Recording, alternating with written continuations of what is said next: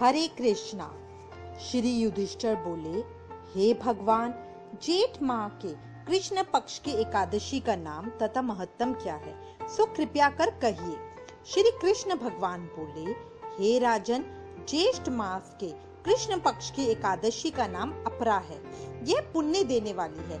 जो मनुष्य इस एकादशी का व्रत करते हैं उनकी लोकों में प्रसिद्धि होती है। इसे अपरा एकादशी भी या अचला एकादशी भी कहते हैं।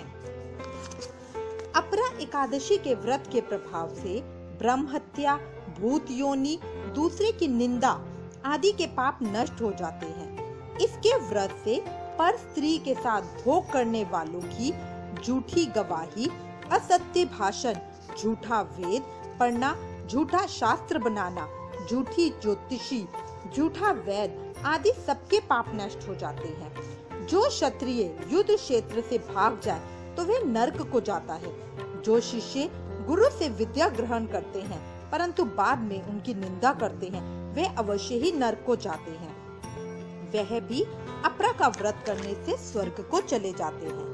जो फल तीनों पुष्करों में स्नान करने से या कार्तिक मास में स्नान करने से अथवा गंगा जी के तट पर पितरों को पिंड दान करने से या सिंह राशि वालों को बृहस्पति के दिन गोमती में स्नान करने से, कुंभ में श्री केदारनाथ जी के दर्शन करने से तथा बद्रिकाश्रम में रहने से तथा सूर्य चंद्र ग्रहण में कुरुक्षेत्र में स्नान करने से मिलता है, वह फल अपरा एकादशी के व्रत के बराबर है। हाथी घोड़े के दान से तथा यज्ञ में स्वर्ण दान से जो फल मिलता है, हाल की ब्याई हुई गाय या स्वर्ण के दान का फल भी इसके फल के बराबर होता है।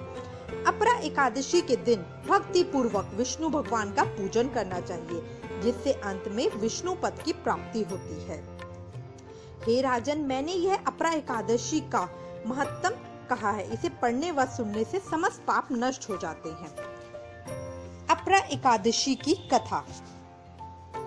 प्राचीन काल में महिध्वज नामक धर्मात्मा राज्य करता था।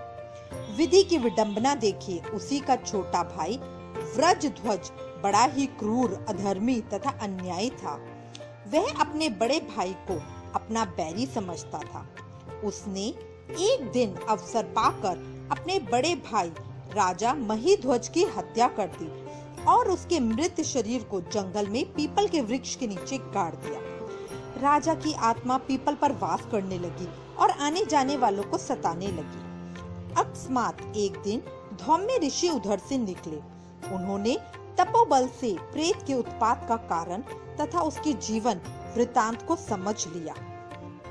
ऋषि ने प्रसन्न होकर प्रेत को पीपल के वृक्ष से उतारकर परलोक विद्या का उपदेश दिया। अंत में ऋषि ने उसे प्रेत योनि से मुक्ति पाने के लिए अचला एकादशी व्रत करने को कहा। अचला एकादशी व्रत करने से राजा दिव्य शरीर धारण कर स्वर्गलोक को चला गया। बोलो विष्णु भगवान की जय।